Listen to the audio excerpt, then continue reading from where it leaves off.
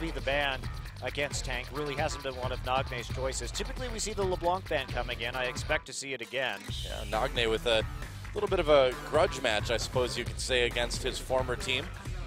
Did play on NaJin's sword back in the day. Indeed he did. Well, KT, what is their final ban going to be? I would assume KT wants to leave the Lissandra up. That has been a top performer, at least for their roster. Yeah. And nope, I'm wrong. Well, Lissandra banned out. And some questions have kind of popped up about Duke, because he is a great top laner, but he really did, you know, that Gnar was a very good pick for him. And how is he going to transition out of the Gnarless meta? Well, he's been great on a variety of picks. His Rumble is really excellent as well. I assume they're probably going to be gunning for it in their first round of the draft, and that'll be Ahri taken out. Okay, so basically Nagne's performed very well on Ahri and Lissandra in the last game. Now, these are unavailable to him. His Kassadin performances haven't been great. His Orianna play has been mediocre. His Azir play has been mediocre, so where are they going with it? Are we just going to see Corki first picked in all of our games tonight? Probably. I wouldn't be surprised at all. It's such a strong pick for either team, and it doesn't really tie you down to too much. Jarvan Thresh looks like will be the pickups for NaJin. Picks going pretty quickly for both teams. We'll see what KT's second round is going to be. Well, so far, this is actually an identical draft to CJ versus SK Telecom Game 1. Looks like it'll change up a little bit here, though. Lulu and Janna. No need to really take your support at this stage of the game, and especially combined with a Lulu that doesn't give you a lot of ambiguity, or as much as you would like, maybe flexing it into the support position.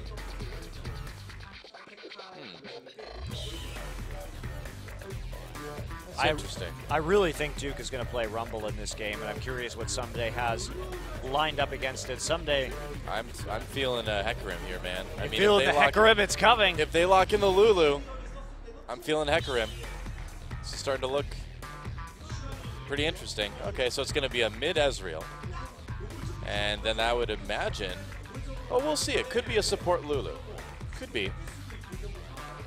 Yeah, it seems like KT has put a lot of their cards on the table right now, though. A bit of, you know, a little bit of mystery here. That Lulu could go. NaJin could just run Lucian Thresh right now and have a pretty good time with it. Also, remember that OQ and Kane ran that Kalista Thresh lane to great success up against Corki. Very true. Managing to easily snowball out of it. Now, whether Pure can duplicate Kane's laning performance, we'll have to wait and see, but that has really worked out for them in their last match and led to a resounding victory. Yeah. So, Kalista. Really? Karthus. Interesting. Again, you know, we haven't seen a lot of games out of tank. All right, Karthus in the mid lane. Awesome. I like it. So, Karthus, this is the first time we've seen him since EasyHoon played him in the preseason. Yeah. Now, how is this going to match up against an Ezreal, though? That's the question. I feel like it's going to be... Well, as long as you can stay behind a minion wave, you will be able to farm relatively well. Yeah, and you have the exhaust for any all-ins. You also have that great global ultimate against the backline of a double AD carry composition. This is a very fragile comp that KT is trying to run right now. Yeah, it is. As they lock in the Janna, and that Janna's not really going to help them in terms of disengage, but may be able to pick up a little bit of healing when the Requiem comes in. Now, what do you think about this Lee Sin, too? Because when you look at who you're going to be kicking out of the team, or, you know, preferably into your team to blow them up, Thresh, maybe not ideal. Jarvan, not ideal. Karth is certainly not ideal. And Kalista, you know, if her support's in range, can bring Thresh right in there. So, I don't know. What do you think about that Lee Sin pick? It seems kind of risky when you think about the team fights that might ensue here. Yeah, it may very well be. You're not going to be insecting anybody here. I think you're just going to be kicking Karthus away. I think that's what Lee Sin's going to be for. Yeah, well, you always have that option, too, which is really nice, because if you can kick him out and kill him with some more long-range spells, then he's not going to be able to do much to your team during his passive. That's the plan. And Aurelia. All right. I like it. Yeah, we have not seen as much Aurelia as we've kind of been expecting to see this season.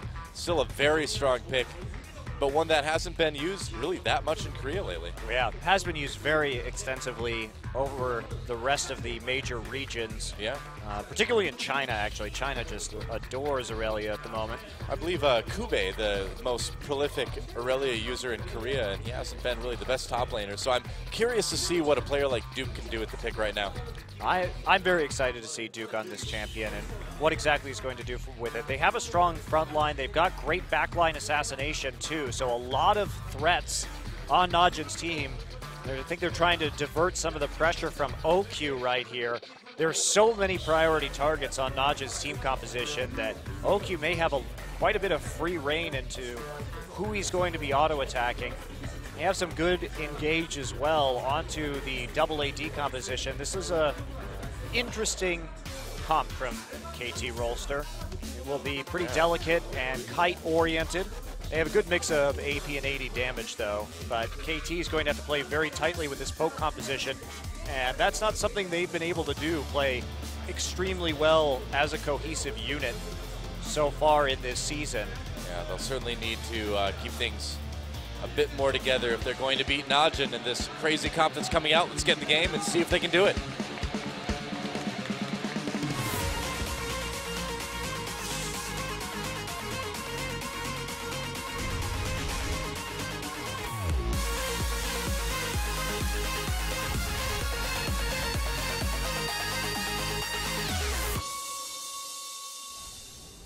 And here we go. Welcome to Summoner's Rift. KT Rolster versus NaJin E-mFire.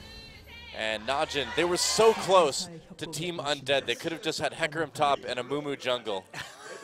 They would have had Team Ghost or Team Undead. A Mumu's not really a ghost, I suppose, but I'm disappointed. It's legit, man. Could have played the zombie brand skin as well. Yeah, that's true.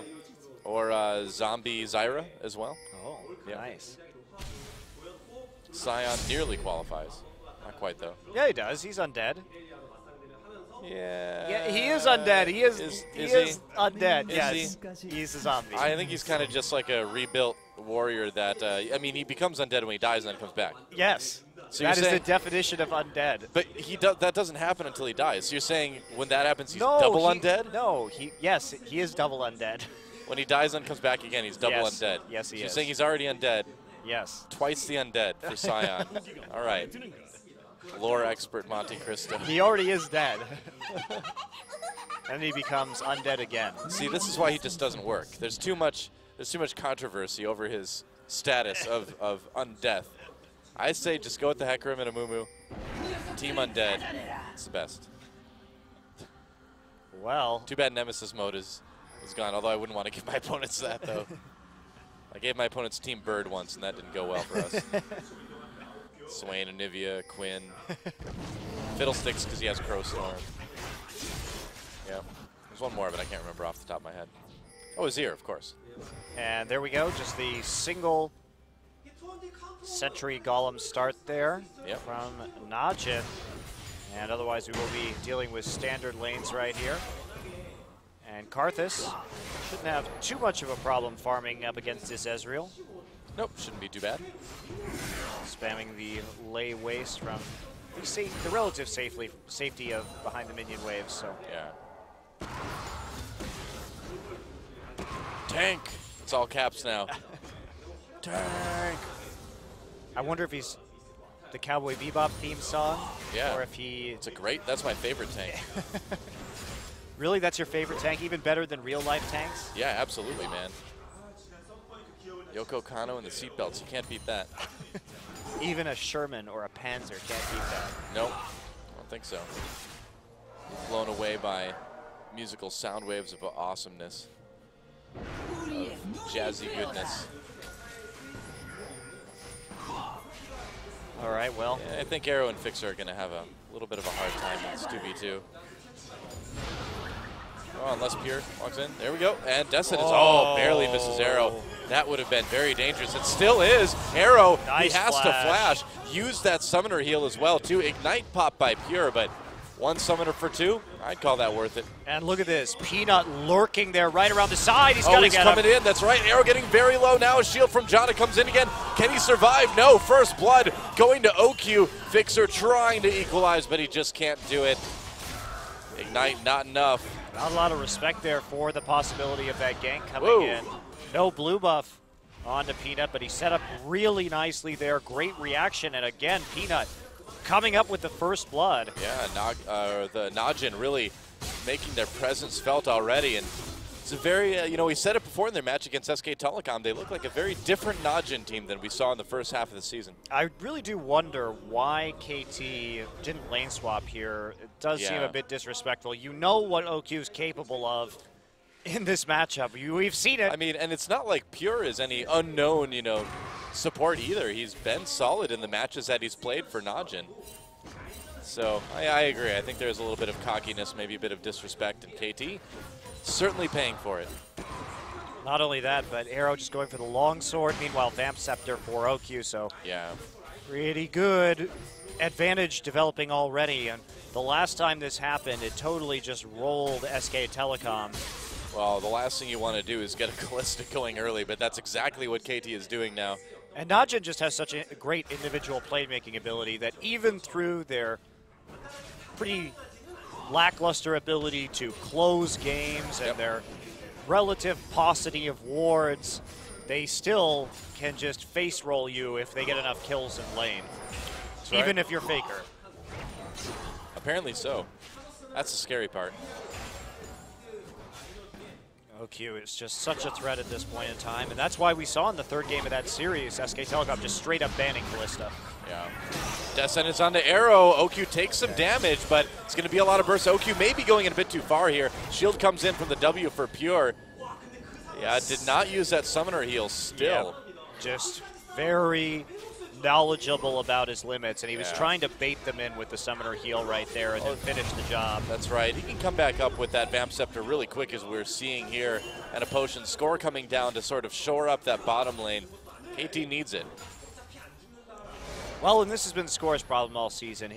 All his lanes start losing, and then he just... What do you do? He goes into lane triage mode, and then he becomes very predictable. Yep. And we see him lurking around the bottom side. Will be providing a little bit of backup there temporarily, clears out a ward, but beyond that, it's still OQ turning up the heat, getting that big CS advantage.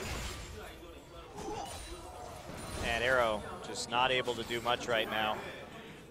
Yep. Pure looking pretty solid too. Picked up those boots on his back after getting the assist for the first blood. Peanut will be seen by the ward. Yep, came in a little bit too early there. Oh. Trade's really not going to do anything against that Vamp Scepter first, though, so. Nope. Not at this point. All they're going to do is maybe give Fixer some more money. That's about it. Which isn't the worst thing. Okay, well, now they'll back off. We'll see if they want to do anything with this. Pure certainly has a lot of opportunities to roam at this juncture, and Tank just farming his heart out in the mid lane. And, you know, part of this, too, though, I think, is that since a lot of these Ezreal bids, in fact, all of them, go for the tier first, you really do have a lot of farming leeway with a champion like Karthus that has those short cooldowns on the lay waste just to zone out the Ezreal, because you're probably not going to get hit by an auto attack. You're definitely not going to get hit by an auto attack without trading in response, because the Q is always up pretty much on Karthus. And then the other side of that equation is if you just stand behind the minion wave, you're not going to get hit by a Mystic Shot. And he doesn't have combat stats early on into the game. So Karthus, a champion who does need that ramp time, who is vulnerable in the laning phase, there's not a lot of options for Ezreal to poke him down. And the all-in pre-6 isn't very strong either for Ezreal. Yep, and if you put a ton of pressure on the bottom lane, then Score's going to spend a lot of his time there. And not in the mid lane trying to get a gank. And the scary thing now for KT is that with Requiem up and the bottom lane winning, there's a huge potential for a Requiem dive in the bottom lane to just continue furthering OQ's advantage. Well, yeah, that's the thing, is that, like, with the poke that OQ and Pure are getting onto Arrow and Fixer, you can just see that happen really at any time. And what's been quietly developing up in the top side, too, is a very large CS lead for Duke. Oh, Arrow gets caught by the death sentence. That's an easy kill for Pure. Ignite. Just pop that Ignite. Man, the Ren damage helped out. OQ uses the ult there, brings Pure behind the turret. Fixer taking a lot of damage, and there's a Requiem. Can he survive it? No, and Tank picks up his first kill of the game. Score over the wall. OQ may be taken out here. Will Score gets the execute. We'll see if he manages to pick up the double. Looks like Pure trying to dodge that Q. Peanut there anyway, so just one kill in response, and like you said, Score playing triage. Now Someday coming back into lane. He had to ult himself against Duke. Nice Glitter Lance auto combo to bring Duke down a bit. But NaJin still firmly in the lead here. Duke still has his ult up, though, and so he can heal up on the wave if necessary, and he'll just pull back and go for the freeze right here, use his... Nope, just going to try and push it out now that Lulu's gone. So let's take a look at this again. So Pure and OQ walk up. There's a quick Q onto Arrow, and then Arrow, great hook from Pure. Yeah, I really am surprised the minion didn't catch that one. And there's the Ignite to finish it all off. Yep, wow, he uses him to bring the Lantern in too. Wow, Pure and OQ playing so well underneath this turret. OQ, oh, the man, banner this laugh, guy, I love it. banner laughs people all the time. He was just spamming Kog'Maw taunt in the game the other day. Yeah. It hasn't always worked out for him. You know, in fact, every time I think OQ does that, he ends up dying. He gave Faker the first pentakill of the season. He was slash laughing under his Nexus turret after Faker picked up a Quadra on LeBlanc, and Faker just dove him and killed him for the penta. That is true. And in the last game, too, they played against SK Telecom, he was spamming the Kog'Maw taunt at Dragon and ended up losing the game. This time giving Score the first kill. Yeah, giving the first kill of KT over to Score. Yep. All right, Someday taking some no damage. wild Peanut growth. coming in. There's Pure as well, trapping in the Cataclysm. No dead. flash available. Goodbye, Lulu. True Shot Barrage drops by to say hello, but no real benefit from that for KT. OQ already 1-1 and 2. I mean, yeah, NaJin seems to be already running away with this one a little bit. Yeah, but their warding still isn't quite there. Finally, Pure and Peanut trying to get some more deep wards into the enemy jungler, but still lagging a little bit behind in that regard. But this is looking like the same NaJin we saw the other night. Capable of winning lane very hard, also under warding, and we'll see if they complete the NaJin trifecta with delaying the game by being overly aggressive. Massive for another, throws in the end. Yeah, for another 5 to 10 minutes because they mess up their timing. Throwing him in, knock up on Fixer. There is the ultimate from Pure as well. The box goes down and no escape for Janna. Didn't even bother burning that ultimate. Wouldn't have done him, maybe would have done him a bit of good there. Actually, yeah, that may have saved him if he would have ulted, but... Well, Tank was already on his way down, too. Yeah, it's true, I guess. But I think... He's already poked pretty hard. Okay. Well, trying to steal it with True Shot Barrage in the big one. Not going to work out. Not going to be able to steal a Dragon against Callista. The Ren goes through. So what is Arrow going to do now? This is a very dire situation for KT. Score will try and do something on the other side of the map, and that something is taking some Raptors, but it is a small reward. Another something to keep in mind is that Tank was able to get a Rod of Ages at like 9 minutes. No. Got it very, very fast. That is a great point, Doa. Yeah. Well, this card, this is going to be out of control pretty soon. That's a triple Doran's Ring start for Someday. Well, he's getting bodied in the top lane is the problem, so he's trying to do what he can, but especially about 40 CS at the moment. He blew his flash and his wild growth thanks to getting outplayed by Aurelia. I mean, KT just can't handle any of these matchups that NaJin's throwing at them. Makes you really wonder why they didn't lane swap here. Yeah. I mean, if Someday is going to get wrecked by Duke's Aurelia to this degree, and the same thing's happening in the bottom lane for them, lane swap would have definitely been in order and helped them to buy some time until Corki could ramp up in power. Corki incredibly far behind in this game right now. Yeah, OQ decided to go with the Bloodthirster first build again on Callista, and again, he's got a big lead, so why not? Yeah, I think it's very strong with OQ just because he does get these massive kill advantages in the lane. Yeah. And it just allows him to be even more of a bully with the sustain and the shield that it provides. There's almost no downside to trading at that point, so he can just continually pick away at the enemy's HP. Here comes a true shot barrage, not going to hit anybody, but it does clear out the minion wave. You see everybody trying to use that true shot barrage now, like Faker started doing it, just to get damage in on the lanes. Yeah, well, the tier of true shot barrage usage so far in mid Ezreal is Faker, GBM, and now Nagne so far. That's right. Oh, Duke is going to get an easy kill onto Someday. Yeah, Someday really getting beaten up at that point. Burned his flash there, too. That was a great mechanical gank by Peanut, actually. Yeah, flash, the Cataclysm. Not bad. This is really good. Peanut is really good. Follow-up, too, not even having to use a flash of his own. Peanut is just so good at ganking. It's very difficult to get away from this guy. Well, he is coming out of the solo queue, ganking his life. The harassment of Someday continues. Oh. Duke just walks past the turret. It's like, hey, Someday, I'll come back and kill you again later. We're not through yet, Someday. Enjoy your turret while it lasts. Well, hard to see KT winning this one. Not only because of the gold deficit that they've already fallen behind with, but just because the gold that they do have is invested in items that are either going to take some time to ramp up, like the Manamune, or just a bunch of Doran's rings. Yeah. And the power spike is all but gone here for KT More as well. damage onto Fixer. When you run a composition like KT's running with double AD, you have to abuse the siege potential in the mid game. And we talked about this before, but one of the big pitfalls is if you lose your outer turrets first and you have to start overextending, God help you, because there's no safety anymore to siege, and the teleport flanks will be coming in. You will have too far to run, and you will get locked down and destroyed. Yep. Pretty much. Looks like an easy bottom turret for NaJin whenever they feel like taking it.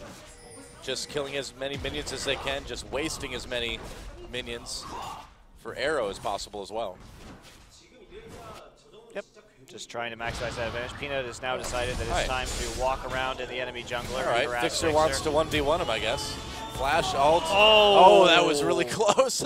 Actually held that Monsoon for exactly the right amount of time. If he had let it go sooner, then he would have certainly died right there. But I wonder how much of that was a bit of an accident, too, because he had to stop it early to flash away from Peanut as well.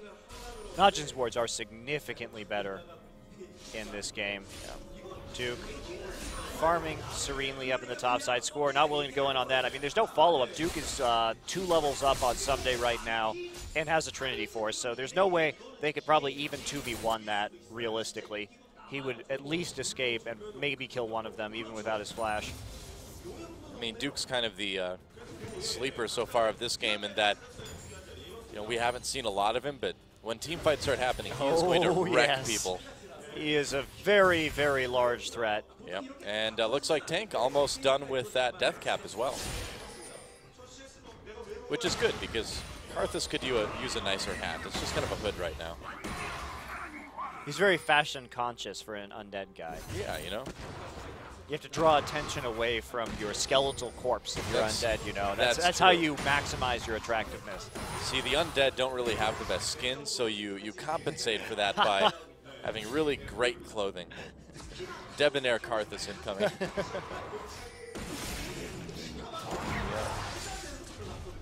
NaJin looking for dragon number 2, as Tank will happily lay waste to this blue buff. And Peanut actually has a Sightstone this game. That is great, too. All right. Nice. Congratulations, Peanut. You've taken your first step into a larger world. And NaJin has distinct ward advantage. This is actually a very, very large change in just one series. Yeah. You go back and watch that other game, their warding was pretty awful. Yeah, it was.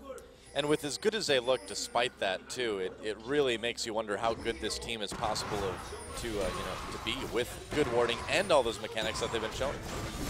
Like this, if you had the nameplates turned off and asked me what team this was, I would never in a million years say NaJin. Yeah, I would. Who would I say? Oh, I would say watch out. Someday trying to steal with the Glitter Lance can be done, but not this time. Another dragon goes to NaJin, or yeah, that was their second. Yep. Well, at least they traded something for it. KT moving into the top lane, trying to just get a little bit of farm and pressure on, considering that OQ is such a menace right now, but Someday can't stop them. The problem is that KT doesn't have a way to defend their side lanes, because both their side lanes got smashed. Would it be weird if I would say the way that NaJin is playing right now would remind me of SK Telecom with EasyHoon in mid? Yeah, a little bit, yeah, for sure. I can see that. Garth is coming in. Yeah. I don't know if Marin would play the Aurelia so much, though. Yeah, that's the thing. I think he could. Be unlikely. Either way, the point is that I wouldn't say it was NaJin. Well, there we go. Tier 2 down, so OQ has brutally pushed his lane to the limit, and with the wave reversing as well, he will just be able to sit there and farm. Yep. Healthily and safely under his tower, and it's not going to get better for KT.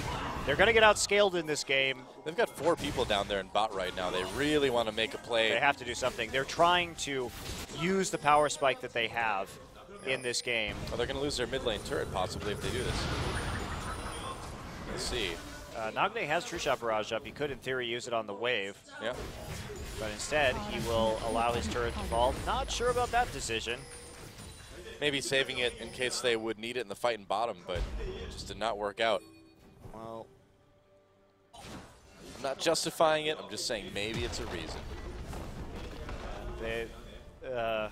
Well, now they're going to lose 2 towers. So by backing off at that time, they knew Duke was topside. Yes, he had his teleport available, but if they had been able to keep the pressure off the mid lane turret and reverse the wave a little bit, maybe they could have sieged down tier 1 in the bottom side. I think it was a mistake for them to just back off in the way they did. And now Nagne going to try and farm out his wolves, but this looks back. KT may have had that great series against Genera, but this is back to old KT where they would just kind of roll over and die. Yep. Which is what we saw from CJ earlier tonight, so it looks like this may be the evening of no resistance. It's just like National Give Up Day if you're one of the teams, I guess. Oh. Well, there's a red buff for Nagne. Nagne actually managed to steal that one blind. Nice. That was blind, yeah. That was very good. So, a minor victory. Yay. With a 5,000 gold deficit and well, he has a Muramana now. He's going to be doing a little bit more damage, but he still needs to do quite a bit more if they're going to come back against NaJin. NaJin, you know, like you said, they've been really doing a good job of warding. They've already got the start of the wards they'll need to keep control of the Baron area. Looks like Duke may be going straight into a GA here. Or Zerat's portal. We can hope. Oh, yeah, dude. I'd love to see that Zerat's portal. Ultimate split pushing Aurelia. Yeah, sure, why not? Pretty sure it's GA, but we can hope it's Zerat's portal. That's what I'm holding out for, Doa.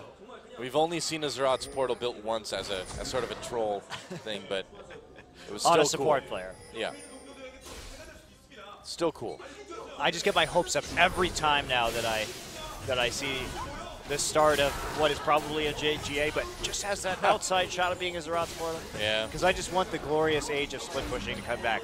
I want Aurelia with Elixir of Ruin and Zerat's portal for maximum split pushing ferocity. Dude. A man can dream.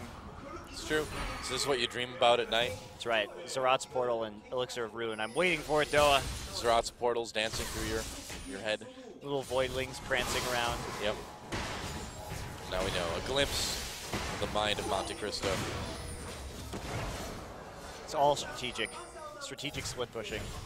Oh, 4-man here in the middle. Not just going to have a difficult time sieging with this composition, though. They pretty much have to split push this game out. They don't really have a lot of tools. Yeah. To maybe it is a Zerat's portal then. Actively deal damage. And they could just 1-3-1 all day right here with Karthus. Yeah. Just holding waves in the mid lane, and then Duke and OQ. There's nobody who can 1v1 them right now, so kind of why not, really? Yeah, they can also just kind of rotate around onto turrets too, I suppose. Nagne walking really far up right there. Does get a Lulu shield at the end. And Arrow looking to clear out the mid lane. He has an opportunity, and everybody just backing off, so NaJin needs to be able to fight around some of these objectives like Dragon, so they'll force it right now. They can't apply too much pressure, but they've dodged most of the threat from KT's composition right now. Nagne decided to go for the Iceborne instead of the Trinity Force, giving him a little bit of extra kiting potential and survivability, but all the items coming so late, that is a sneaky crab. Hard to hit the Rift Scuttler with layaways sometimes, yeah. And you'll notice that he handed the crab over to Peanut. Yes. And for those of you in solo queue, give the crab to your jungler. Do not take the crab. This is a public message for everybody. The jungler gets 30 extra gold off of the crab. Don't take the crab. You're just costing your team more gold. Yeah. And it really makes junglers angry. You wouldn't steal a car, would you? So don't steal 30 gold from your jungler. Don't steal a crab. You wouldn't rob a bank. Don't pirate that 30 gold from your jungler. You're only hurting yourself. That's right. It wasn't as Rob. No, it wasn't. It was a GA. Oh, well. If he gets another Negatron quote, then maybe. Said they're just going to get another dragon. This is going to be dragon number 3 for NaJin E-mFire. Easy dragon, easy life. Okay, well, I think that nobody should be early picking Corki without banning the Callista. Certainly starting to seem that way, isn't it? Duke coming in on the Someday here. Someday has his flash. Can he get away, though? I don't think Duke even really cares about the kill at this point. He just wants to keep that lane pressure up.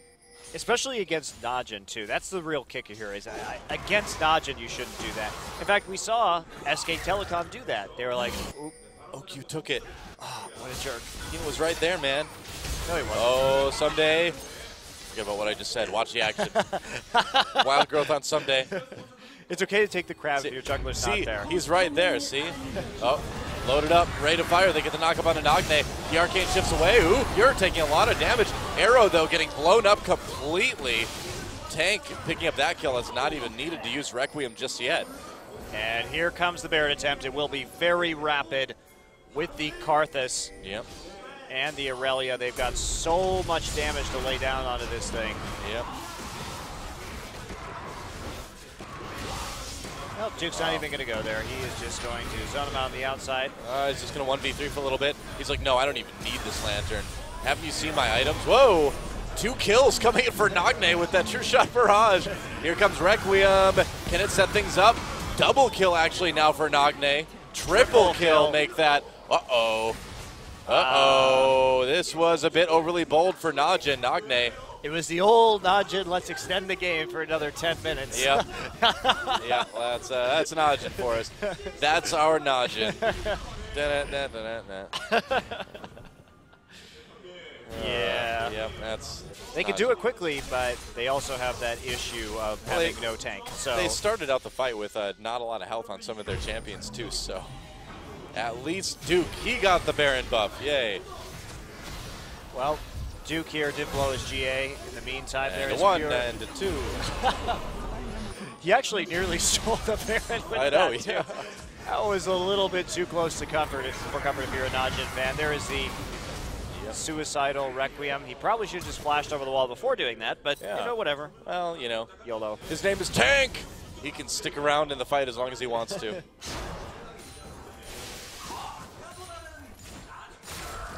It really is a bit bold to give yourself an ID with all caps, you know. Who does that? You think it's too much? Yeah, a little bit. The ID scream. Yeah. I don't think we have any other Korean players who do that. I mean, GBM, that's his initials, well, so but that's that an doesn't acronym. count. Yeah, well, that's what I just said, yeah. It's the only one who comes close, really. XD, I suppose, but... That's just an emoticon. Yeah. I don't know, man. I can't think of anyone else. That's about it. No one other than Tank! Well, here comes the split push from Aurelia as Duke builds into that Randuin's Omen. Well, we're really capable of stopping it from doing this, especially with a nice empowered minion wave right there. Yep. So the slow death of KT resumes, even after picking up a triple kill around the Baron pit for Nagne. NaJin really does enjoy torturing their victims before either losing or winning. No, it's all about giving them just that tiny shred of hope to hope crush torture. their spirits later. Yes, hope torture. Yep, that's right. They really need to rename themselves to Hope Torture E-mFire. Hope torture? I almost became like a 1930s newsboy there for a second. Is that the Brooklyn? It's Hope Torture. Is that the Brooklyn? The classic Brooklyn accent? Hope torture? Yeah, I guess so. I don't know. It just happens sometimes, you know. My previous life as a 1930s newsboy. It's pretty boring. Oh, true shot barrage, and Duke manages. Did you implore people to read all about it? I did. I demanded that they read all about it. Extra.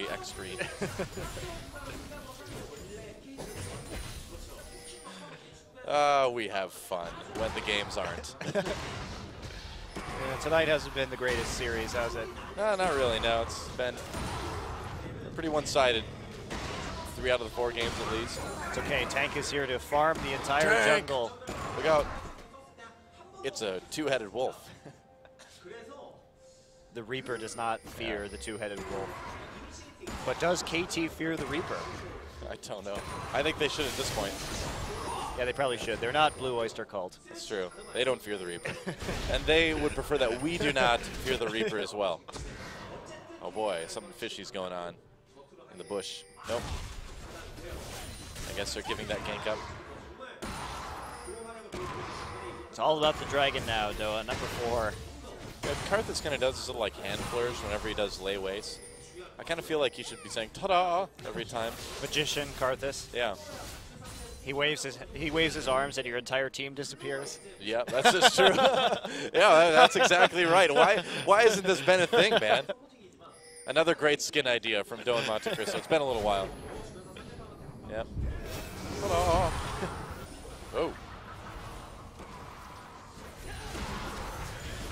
Well, KT, are we going to see a bit of a fight here?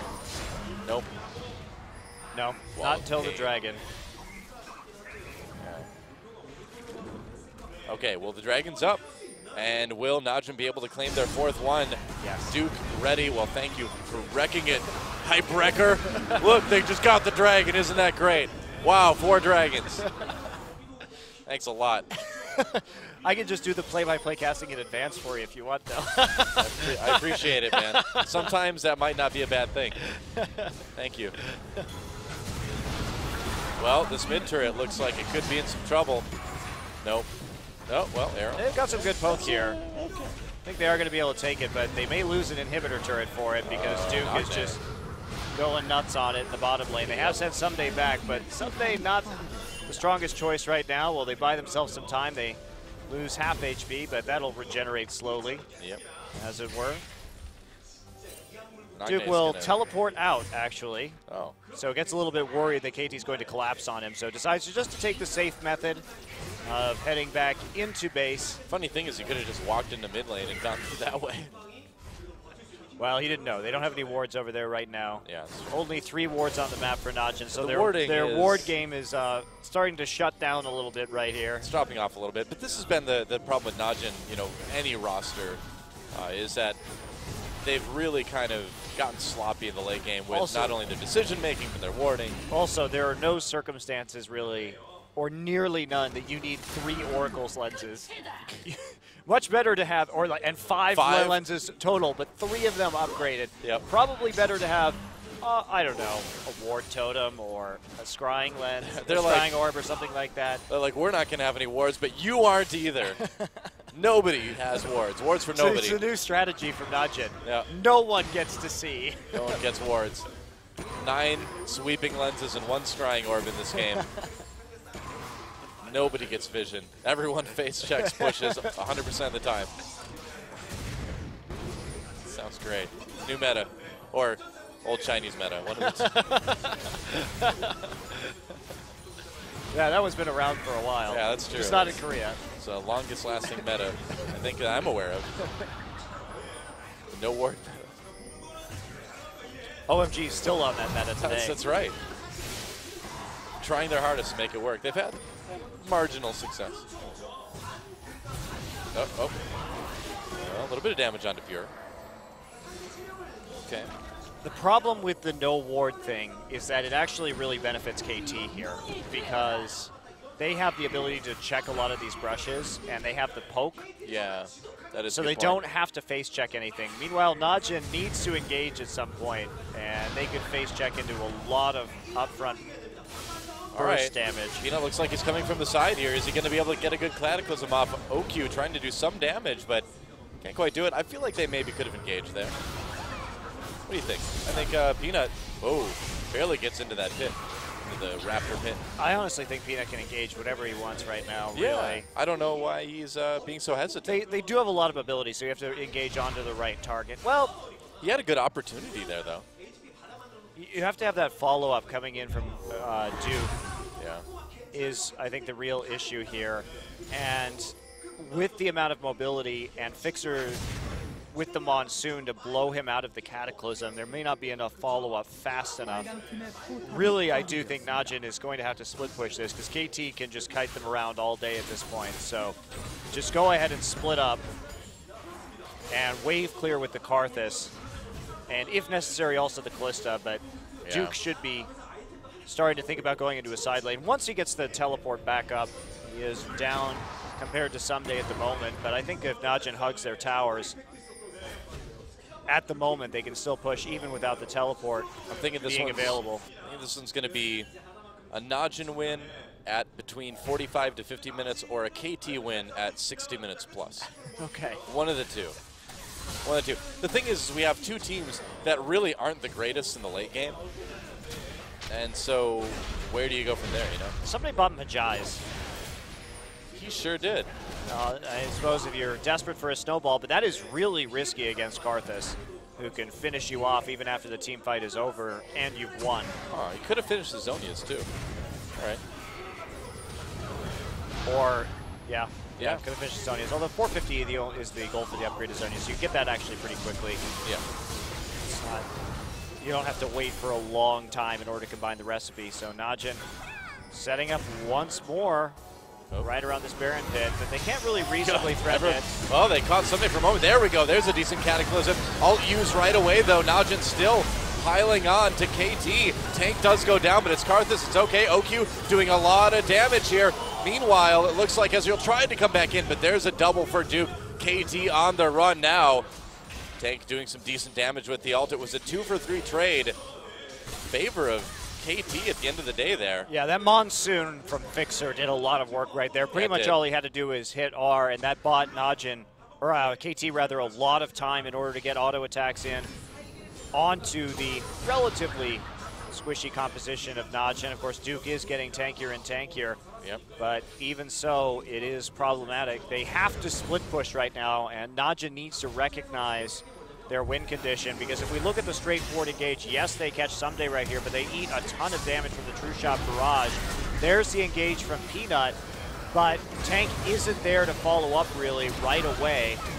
Wow, Tank like awkwardly flashed in the middle of that fight too. He loses a lot of damage over the course of this fight, does go down. Nagne had great positioning up top as well, able to focus fire the Karthus and remove him from the equation and slow his engage as well with the help of that Iceborne Gauntlet. So Nagne did good work. It's going to be 5 dragons for NaJin if they can take this one. KT needs to stop them right here. A lot of ultimates down for both sides here. NaJin trying to take the Dragon 2-shot Braz used, and it will be taken. That's 5 now for NaJin. They're going to engage immediately on this. Nice play from Pure. They bring Arrow in. That's a kill. That's going to benefit NaJin quite a bit. Peanut flashing out. A double kill already for Duke now. 2 members down for KT.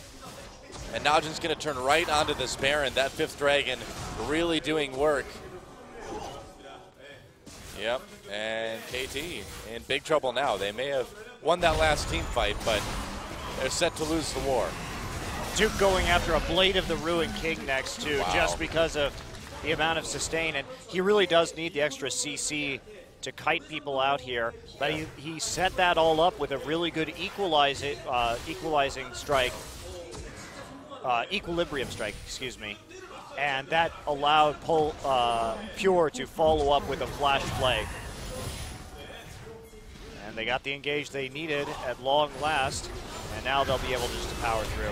Yeah, Duke all over NaJin. There's a nice wild growth, though. Can they turn this one around? They do get a kill. Turret does go down, and wow, Requiem doing a lot of work there for NaJin. Will it be enough to help them claim this inhibitor, though? The empowered minions doing quite a bit of damage. Arrow and Score trying to do it, but they can't save the inhibitor, so NaJin will back off successfully. Duke is kind of laughing after that one. He's like, OQ went too far forward again, ha ha ha. Yep, he's like, oh, OQ. And yeah, throws the Thresh in right there, but there's so much peel thanks to the Lulu, and so they are able just to auto the 80 carry to death because NaJin was split right there. Half of them were still going after this inhibitor, so Yeah, OQ well, and Pure getting a bit antsy right there. OQ grabbing Pure, and Pure deciding, well, to hell with it. I guess I'll just follow through with this engage. I mean, the thing is anyone who's had a Callista on your team, it means that your team is always equipped to throw.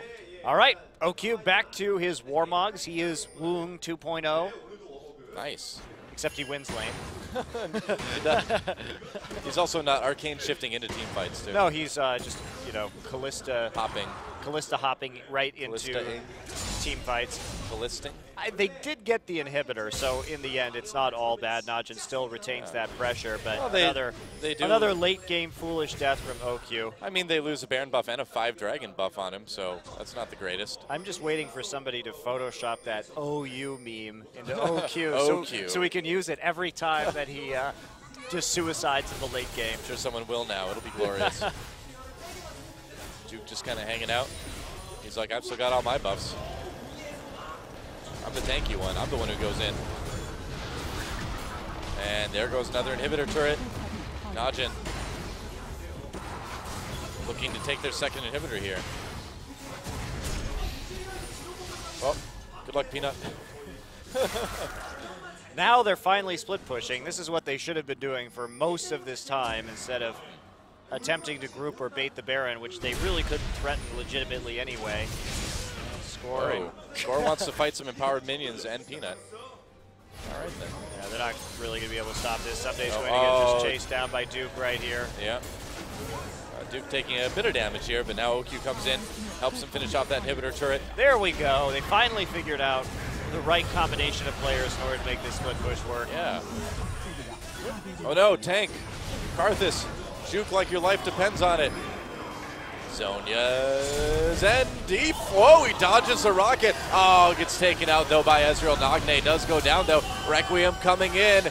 And what's the damage going to be? It's going to be huge. Double kill for OQ after that one. There goes inhibitor number 3, and this game is about over. He's OQ going gets for it again. He's doing it. He's OQing. He's going to be able to help Duke pick up the kill though. Thanks to his Warmogs. That's right. Wow. May the wound be with you. Duke getting a bit low. Thank goodness for GA. There's a nice knock up on to Score. Wild growth though. Knocks up OQ in response, and Sundance Score, the last men standing. And will the Ren do it? Oh, OQ decided he had to die one last time. And can they actually end here now that OQ's dead? I don't know. They can't. Oh, OQ. Wah, wah. He's just sitting there. He's like, yeah, sorry guys, 5 to 10 more minutes of game time now, silly me. Oh, you scamp, OQ, you rascal, you scallywag. It's funny up until he actually loses games like this, which has happened. I know, it's funny this game, but oh, Duke. Oh. Duke. I don't think he wants to fight that. Oh. Okay. All right. I don't know what he thought he was going to get done there. I don't know. He knew that he was going to have higher HP and so would just get equilibrium struck.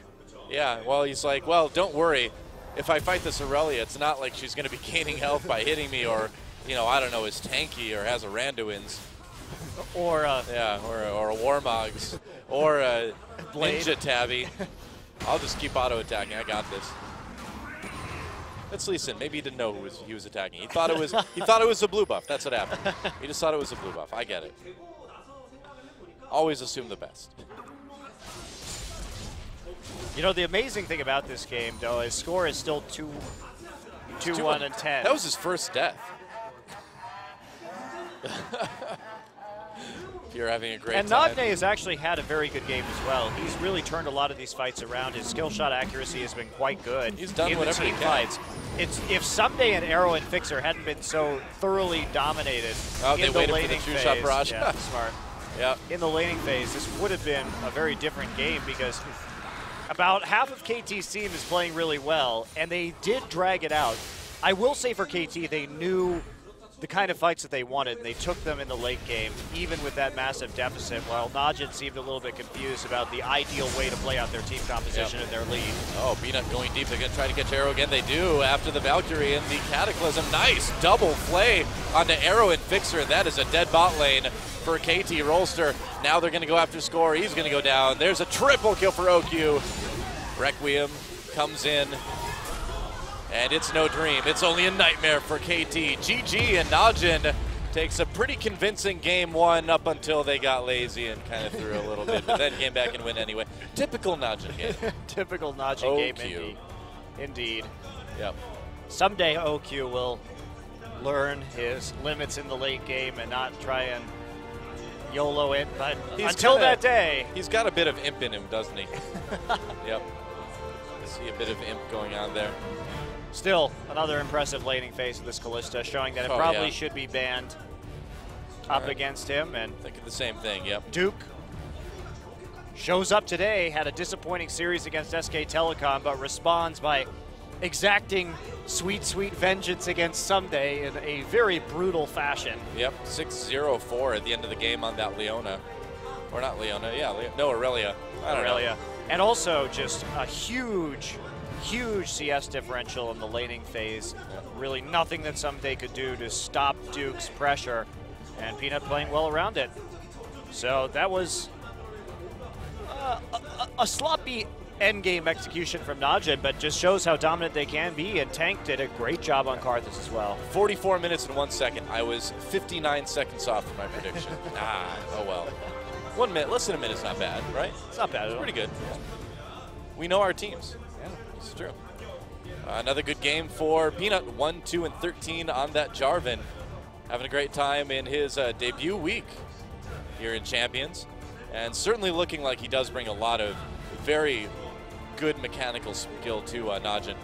Still needs to pick it up in the late game, warding that it did fall apart a little bit after 30 minutes, but it already looked a lot better. Yeah. So, well, when we come back, as Reach pokes his head into the booth there, we will see game number 2. Can KT tie it up, or will we see our second 2 of the night?